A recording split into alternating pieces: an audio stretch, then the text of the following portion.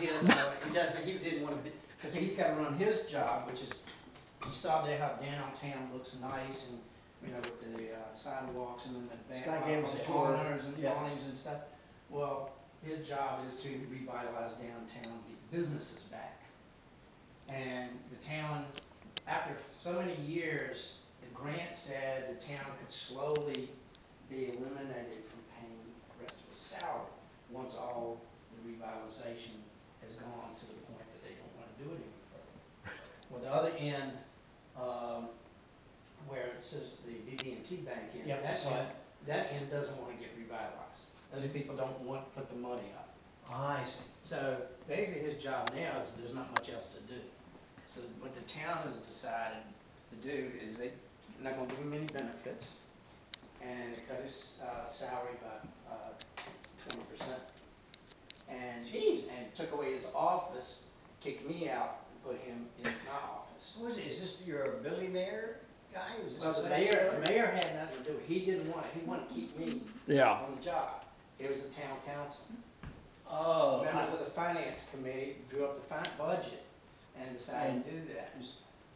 Yeah, Gil, Ben Green, and a few other mobs. The budget cuts. Oh yeah. They're going to cut arts and they're going to cut museums. Yeah. And so. Oh, I'm sorry about that, Bob. Not realizing that history only does a lot of good if somebody actually knows what the history is. And this is the man. Pentagon told me, I told my son this, a little Chinese professor when I was with the agency, we went to a seminar at the Pentagon, and way down in the middle of the amphitheater, a little Chinese professor comes in, they brought him in for the speech, he sets up and he tings his little triangle, ding! Honorable students, please come to order. And then, honorable students, please inform humble professor why history repeats itself. And you had all these general officers, 3, 4 stars, okay, and you had all the senior Pentagon brass, and then finally, after 10 minutes, a full bullshit. Honorable students, answer is simple. History repeats itself because man is slow learner. and this guy was an old guy. Oh, wow. Communist and stuff, he retired, and it was a great bet. that we had. But that is it, people just don't learn. You just watch your step right there. They never learn, they go through the same thing everywhere. Yeah. Over and over well, again. Yeah, you got to step there. Yeah, okay.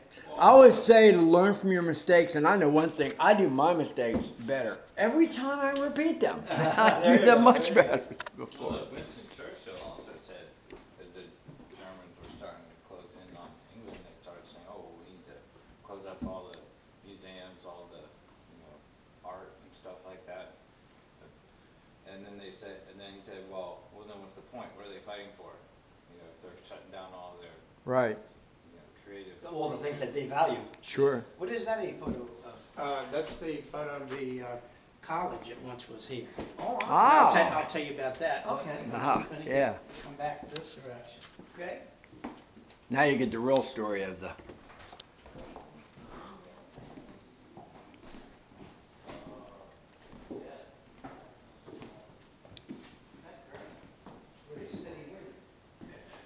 After this, I've got Thornton over in Nashville. We're just going to put him on speaker and kind of introduce him to you and everybody else.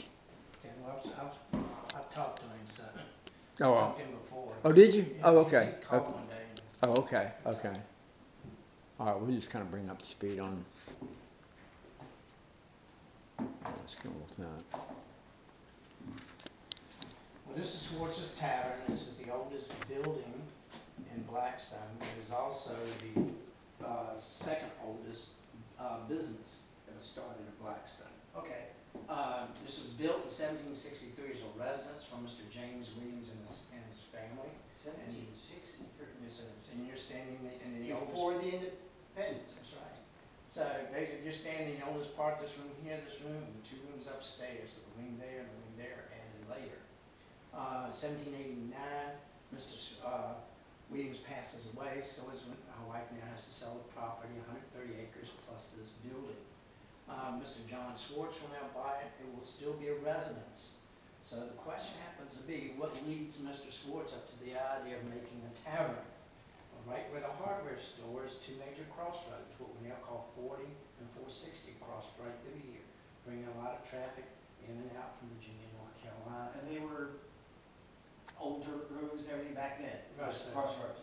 Oh, that's interesting. So, and before he gets his license, back over where the antique mall is, in 1792, a gentleman by the name of Francis White started the first business. He started a tavern. So, Mr. Swartz probably is looking at, okay, he's only got one road. I've got the crossroads right on my property because the deed of the property shows that over here. So he's probably saying, oh, add a wing on,Ll make more money than he will. And guess what? Schwartz is the opposite of white, right? It's black, Black. it's German. And Black's Tavern. There you have it. What you're leading up to is the town was originally called Blacks and Whites. Oh, really? Oh, that's clever. That is a cute story. So anyway, in 1796, Mr. Swartz now at that wing eventually has his license to operate a tavern. So as I've already pointed out, this town originally never was known as Blacks, it was known as Blacks and Whites, after the two taverns. And later in 1888, when I get to the last part of this building, then I'll tell you why I eventually changed their names. Okay. Paneling here is original, so you can panel like upstairs. Of course, the mantelpiece is the only thing not original to the building. This was brought by the last owner in 1908 from his ancestral home over in Meade County. Okay. How many rooms are upstairs? Well, right now, this section is 2. Okay. That section is 1. And that section over there is 2. Were they sleeping rooms that he let out? Mhm. Is that what it was? I see. Oh, wow. And see, since this is probably original, him and his wife probably had this, then when he adds that over there, I that's see. just for the guests. But of course, back in those days, he was able to separate men and women Yeah. in this case. And of course, women, very few women ever went because they had to be accompanied by a maid. Correct. Correct. Unfortunately, now we let him run around free. Yeah, get all crazy, right? Women's living such, eh? Right, right. See, man never learns.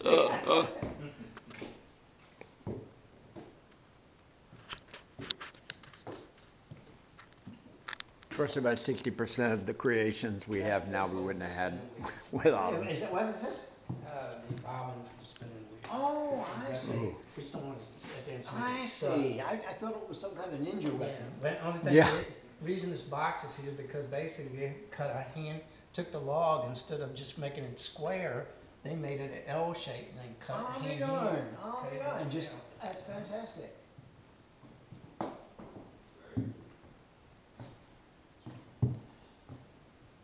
This is called the entertainment room. This, of course, this is like, I just call it like a modern man cave, when women and children are allowed in here, smoking, drinking, and gambling. Oh, I miss those days. Wait, you're old enough and I'm old enough. I remember. UPC, unpolitically correct. Anyway, the door would be closed very easily, because that door, and the men could go in and out any time, the locals would come in. Of course, the locals want to come, because keep in mind, very few people read and write, and so therefore, strangers were a source of information for them. Sure. And so that's where, new technology, therefore, let's say we're communicating. So, like, a lot of land Still a deals. lot of the world Yeah. like that.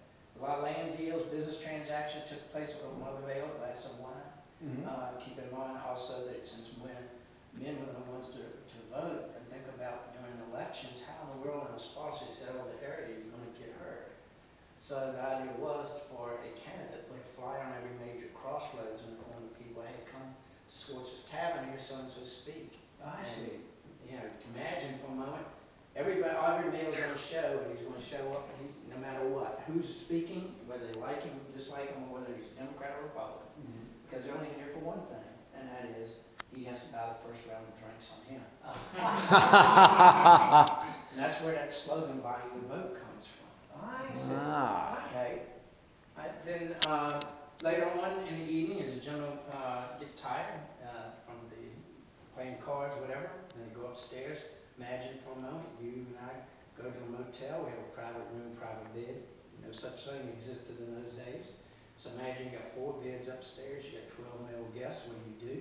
Sure. So rates in Virginia in 1820 stated 75 cents for one person a bed, 50 cents for 2, and 25 cents for 3. If you couldn't afford that, you'd sleep on the floor for 10 cents. House provided with a blanket. Unbelievable. So that's that's where we get the idea, sleep tight or sleep inside the bed. Yeah, don't let the bed bugs bite, right? Because you didn't know, the guys back in those days, very few baths. So. You don't know who was in that blanket before you. All right, we'll go to the other room. What is that, a violin? Yes, sir. Mr. Schwartz is known to play the violin. So Was it you or your brother? No. Sean, my brother used to, his son. My son, his brother used to play that. And Torch was a violinist. Was it fiddle or, classical or? I don't know. Oh, okay. I mean, back in the day, probably, Dancing or? Probably Probably was, could be classical also, probably, Virginia Reel coming out of Virginia. Sure. Oh, yeah. Yes. Oh, yeah. Bruce Energy? Yeah. So, Well, spinning wheel. for sewing or? Yeah. Yeah. Yeah, in fact, I think that's an example.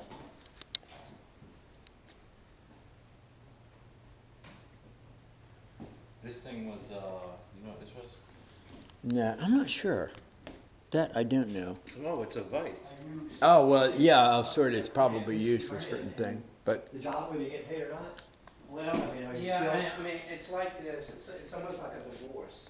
I've lost my kids, Uh-huh. because these two buildings meant a lot to me. Yeah. And I'm a former history teacher, and I'm a person that believes in continuing to inspire people. Well, I lost my inspiration due to the fact, I've been stabbed, my family's been stabbed in the back. Unappreciated in the That's street. right, and especially when my mom and dad putting the thousands of dollars up, they gave $50,000 to that building. And then they had all the carriages, there was 30, before we added a few words, there was 30 carriages total. They had to be restored. Wow. And Did he physically do that also, or? no, he knew someone over near Lynchburg. That could do that. That's right. So he just had to have more, and he did. Right. Well, again, I mean, he sold timber, he went Talk to the about a bank, feel borrowed good money. story. But he They did it could feel because good, he you felt see he something had 'em, tangible from it. and he felt like he wanted to do something for the community, because back when he was a young kid, he lost his dad at 55, and the community stepped in and helped the family out. I see, this was partly payback then. Right. In his mind. And of course, there's my mom now, because she's slapped in the face, Ah. in the back of the town. Oh, sure. And, How old is mom? she's 82. Oh, still.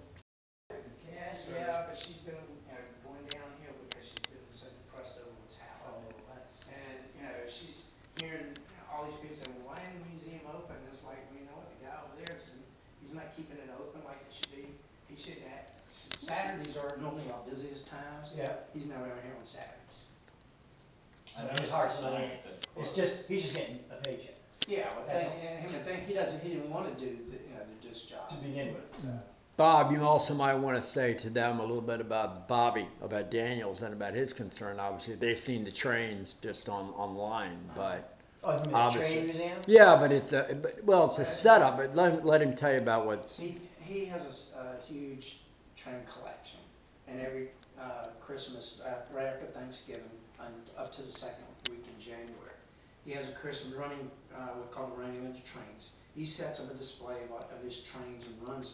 He's got like 15 or 20 trains going on at the same time. It's great. Is it miniature rail or the big right, rail? Yeah, HO, okay. So he's got those set up, and he put in a counter 3 years ago.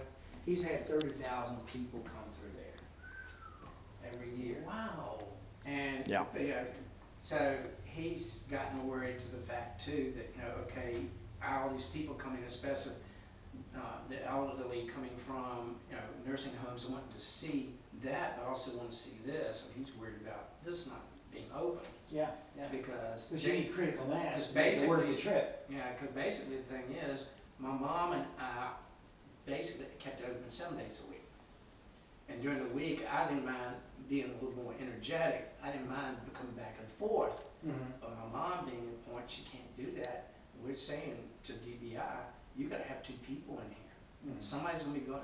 You'll end up having a tour here, and then you got to go back over and give a tour. Oh yeah, that well going on. So I don't know, but he's concerned about that. But he has he's been written up in the HO railroad magazines Mhm. all across the country. He had people all the way from the Midwest come to see his train displays. Wow. And, North Carolina, Georgia, even I up can north. see that the sin. No, this is the center, this is the center of train, guys. Yeah. Facilities. This is the center of the trains, whether it's the CNO, whether it's the NNW, and of course the Virginia in Victoria. I mean, that's really the whole ball of wax as far as the transportation end of it. So, capitalizing on things like that Yeah. are really a smart thing to do. As a matter of fact, it's the kind of leverage, like I said, between this facility and that facility, and again, one or two others, it could be Hence a 3-day weekend. museum somebody would district. promote it. Hence Okay, museum, 3 days. and you could also incorporate it with Blackstone Retreat, with the stuff of the Sam, because that history is amazing. It's Yeah, fascinating, yeah. Within that. Yeah, There's you think you guys need somebody who's PR and we marketing just and need advertising, it, I guys. suppose. We all have it. It just needs to happen, and we're hoping Well, this see, can the be a. times that I worked, I've worked for 6 years as a director, and I've done research on all the buildings. So I even set up a walking tour. Oh, that'd be great too. And so I've got most of the information. I just got to put some pictures I want each of the buildings. on all the buildings here in town. Really? Oh, we'll put that on the web for you. And then New York Minute, man. I've also started. I had started, but I've lost it, and I've got to go redo it again. Because what I did is I cleaned out everything on my computer and over there, so he couldn't use it. Good for you. Well, the problem is, I put my jump drive in somewhere between the transfer. It didn't come into my jump drive. So I lost it, so I got to redo all that. Oh, Lord. But anyway, it was the fact, they had the time to do research. And that's Yeah. what they're trying to do. This town to boost it, This people coming in here. history is not, unfortunately. I mean, if you live in Williamsburg, you live in Williamsburg, one of the most famous cities and towns in renting a house. But if you live there, you know what you know, and That's it. that's it. Yeah. It's not for the people that live there. It's for the ones that are coming to visit. And these days, a lot of people are looking, you know what, this is a neat place. I like the culture. I Someplace in like the DC, history. I want to Baltimore, come and Richmond, move and do easy that. drive. And you just look at what other places have done. Richmond's done a phenomenal job. I think when they finally started saying about, 20 years ago about the war, maybe there's a way actually we can turn this into a positive. Oh, you think? I mean, it's a lot of history. Tredegar, just by itself, what they've done there is amazing. And there's a microcosm of that can happen right here. It could. It takes some spark plug. Well, Yeah, I've sat down, and of course Billy knows my vision. And my vision basically is to kind of bring this back to what it might look like as a crossroads village. Mhm. Because information shows all It's a the great idea. up until 1870, It's a all that great idea. existed were the 2 taverns, a blacksmith shop, a doctor's office, and a wheelwright shop. Well, when they built that building, they ran out of, it was supposed to have been a blacksmith shop built. They ran out of money. We still have my dad's entire complete blacksmith shop. Really? We're trying to strive, and that's why the fundraiser Oh. is to try to help get some enough money, because the town can't come up with $8,000 just for me to buy supplies. I've got That's the ridiculous. most expensive part. That is so ridiculous. And guess what? Guess where one of his blacksmiths guy happens to be? Gilmore. And guess who's a Gilmore? Tom Jim Wilkinson. Gilmore? No, that's your guy. That's not okay. That's your guy. That- Is he still running? Is he still running? We've got to have. You got it. But maybe he'd come down for the event. Oh, he would. Would he? Yeah. I would be great. I would Okay. love to meet Jim Gilmore. I think it'd be great. But my point was about Tom Wilkinson works over at Gilmore, and that's the guy that wants to do the blacksmith thing. So all this, the synergy is like redefines itself. But anyway, I tried to ask for 2 years. All I've asked for is $8,000. I said, you don't have to put the labor up. I said, I've got free labor, because I've got 6 cousins who have sons. 2 of them in construction. That's good. And they're going to be naming it after their mother. That's fantastic. Yeah, They- so they had an incentive to do it. And they gave money, when she passed away, they put money into an account to help get the blacksmith shop built. That's fantastic. So that's the thing there. So therefore, now all needs a doctor's office, and I'd like to put the servants' quarters and the kitchen back up. Boom, we've got everything together. Mhm. And then my dad's vision was to use land across the road to build a farm museum. because some of the farm equipment you see out here, put in there. Bobby Daniels has a huge tractor collection, antique tractor, and steam engines, and Oh, wow. hit Wow. and miss. He's got, as you go by today, if Scott take you around, you can see his steam engine sitting Really? out there. He's Oh, got- where is that? I haven't seen It's right, that. it's right behind the building, set up there. Oh, golly, okay. Yeah, he's got Michelle. he's got a big steam, what is it? Cool. Well, the steam engine, which was the tractor, first version. Yeah. Right, right. Self-propelled. Right, so he's got that set up.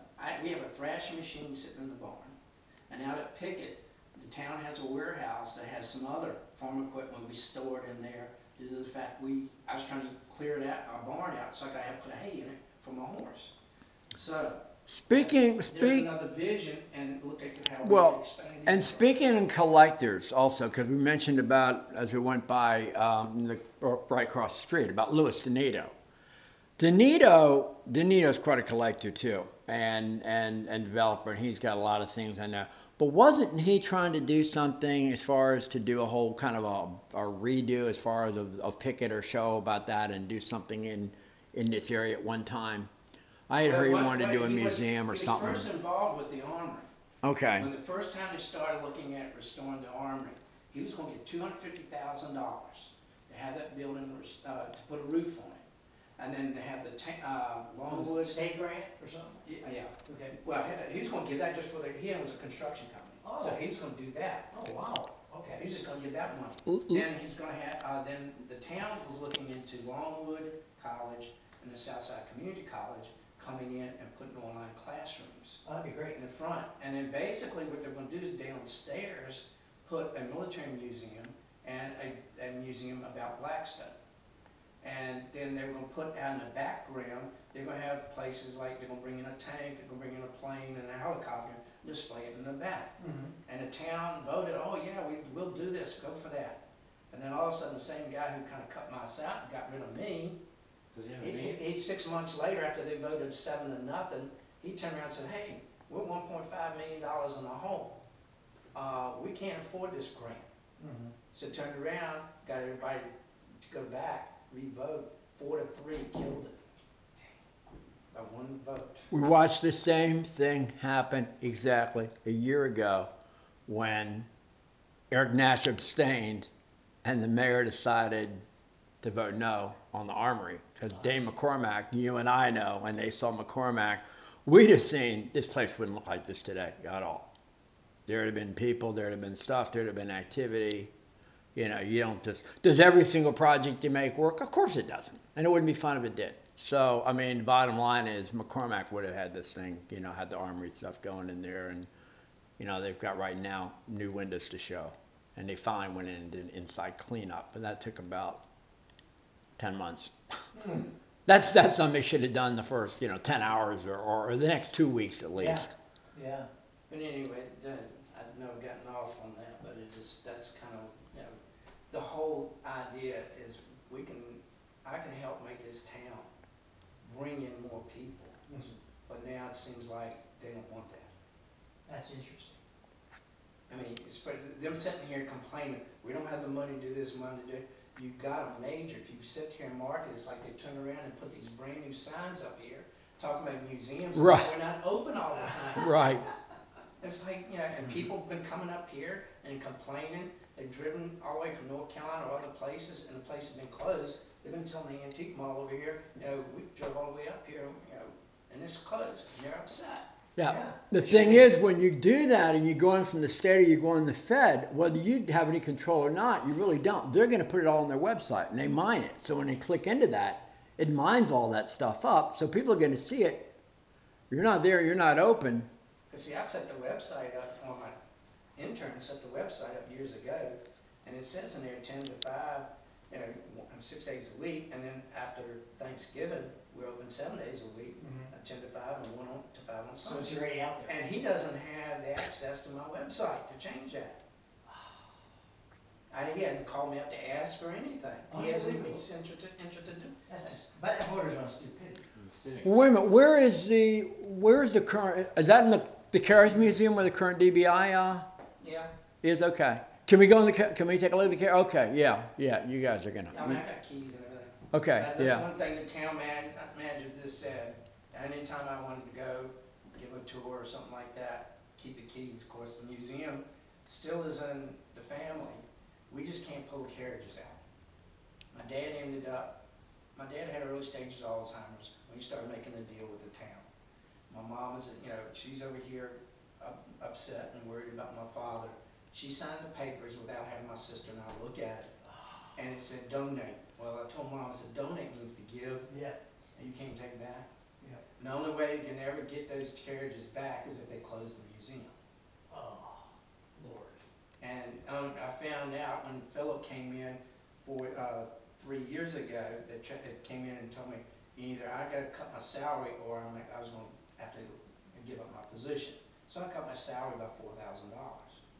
So I say, and he came in there and he told me, he said, I can't ever close this museum. And I sat there scratching my head like, what the hell is he talking about? You going to get rid of me? You going to close and lock the doors? Yeah.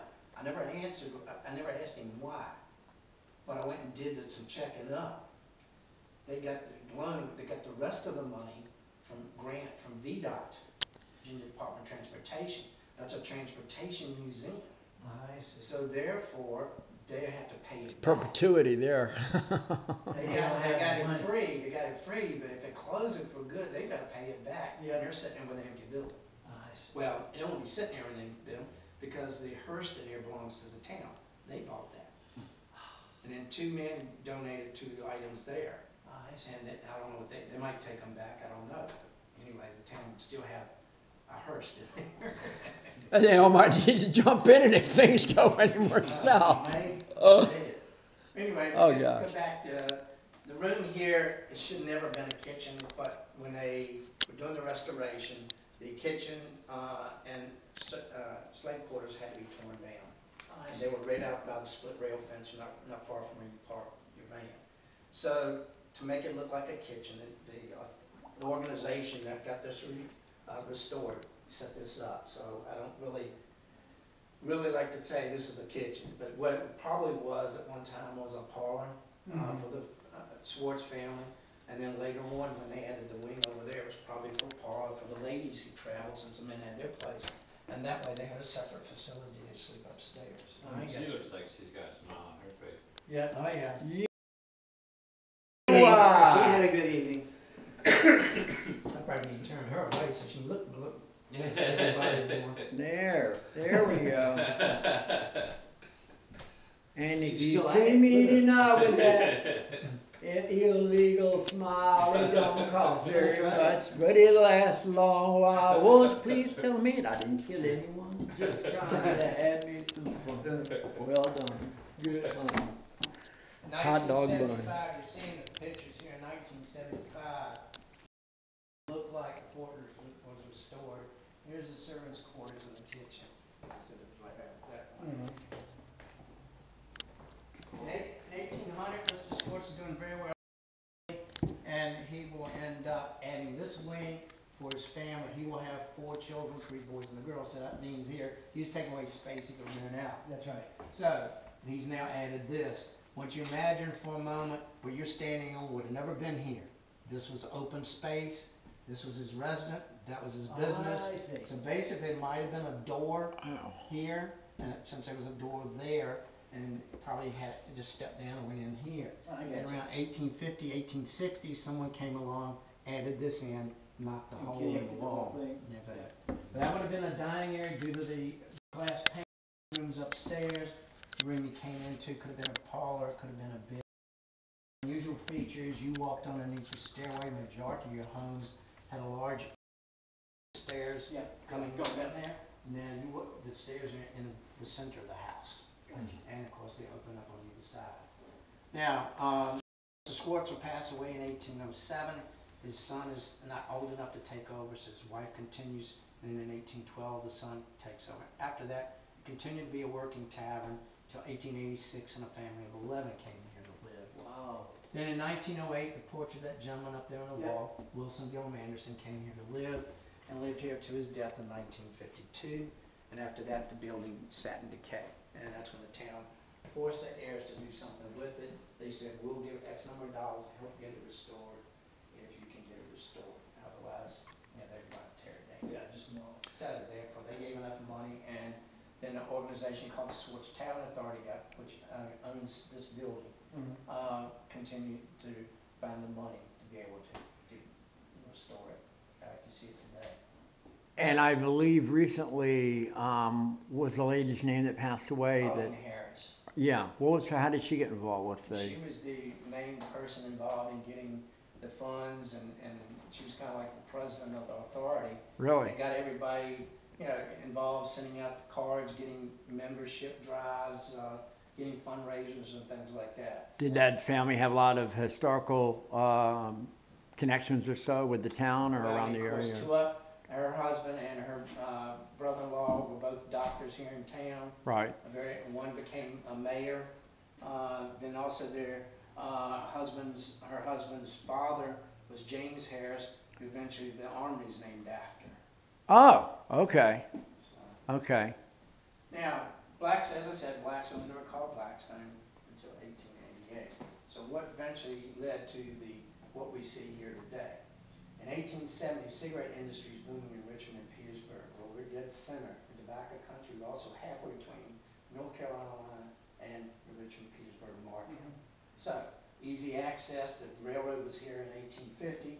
So easy access. We even had a freight station and a passenger station. So two different stations that the freight could go in one way. 6 warehouses were built. Eventually, the market's being tobacco's being sold. You need money. Money's being exchanged. So therefore, businesses began to grow. 3 other things led to its growth. One of them you're looking at right there, as you saw the picture. Yeah, this is the school right here, Blackstone School for Girls. It was started by the Methodist Church in 1892. This was the and eventually it was training girls up to high school. Then 2 years later, they added 2 years of college. Because back then, to be a teacher, all you had to have was 2 years of college and not 4. I see. So they added that. So it in existence, you can see a large number here from 1912 to 13. So you can imagine what this town was booming with. Oh, it must have been. Today, you stayed in the only motel. At one time, there were 6 hotels in this town. Well, the worst ones It's too bad. The worst one survived. But the antique mall, if you looked at that window, that red building over there, that's the last, that's the only standing hotel. You can see right through those trees. There's an antique mall right across the road. Oh, I see, yes. And Red Skelton stayed there in the I 1940s. Yeah, he was funnier than hell. Yeah. Anyway, all the way up until 1941, this was booming. Then in 41, when the federal government takes 5,000 acres of land to build Camp Pickett, what we call Fort Pickett today, eventually, since being a church-oriented school, they decided to close it because they want the girls fraternizing with their troops. Reopened it in 1948, but didn't get enough interest, so therefore they closed it. The Methodist Conference still kept it as a conference and convention center, and it's still like that today. Now, this building burned in 1921. This building here was added in 1911, and Mr. Andrew Carnegie gave money to help build that part. And this is the one that's still standing today, if you go by to see it. Oh, we were just there. And that's the one that was had the money from Andrew Carnegie? 2 famous people in school here, B. Arthur, Golden Girls. Yep. And then also Viola Chamorro was the first female president of Nicaragua. I see. School here. That idea. Okay. Then the other thing that led to our growth, of course, was a boys' military school. It was a Hogue Military Academy, started in 1897. That's in 92. 5 years later, had this school here. It started by Hampton-Sydney College. All of a sudden, they couldn't make enough money, so they sold it to Fort Union Military Academy. And the Commandant came here and set up Blackstone Military School for boys. All right, this building will burn in 1909, replaced with this one, and many of the people in Blackstone got together to help them rebuild that building. And then turned around in 1922, 2 boys smoking a cigarette, didn't properly put it out. Boom, that went up. These 2 buildings were added. Now, this building is still standing, it is now an assisted Yeah. living, and then that one was torn down 3 years ago. So the other three things eventually led to the growth of Blackstone. Now, in 1888, town councils decided blacks and whites sounded too old-fashioned. They were looking for something else to name the town. One of the town council remembered that there was a famous judge in England in the 1760s who wrote the English Book of Law. His name was Sir William Blackstone. So see. it fit in. And what year was that? That was in 1888. Okay. Question, this is the military institute that you see the historical marker for when you come in before the No, Walmart? That's Union Academy. Oh. No one seems to know where that is. But it has a somewhere in famous there. thing because Walter Reed Yeah, that was had started gone to before school the- there. That was started around the 1820s. Okay. And then closed in the 1870s. But yeah, Dr. Walter Reed went to school there, and the reason he was there is due to the fact his father and brother were Methodist ministers here in Blackstone. I see. Okay. And there's a house that's up for sale on Main Street on the left-hand side going outside of town. It says Allen Reed. Yeah. That's where Dr. Walter Reed's father and brother lived. Oh, okay. Yeah, I got a picture of that on the Main Street tour there. So Very that's interesting. Well, thank you, Don. We're here. Interesting.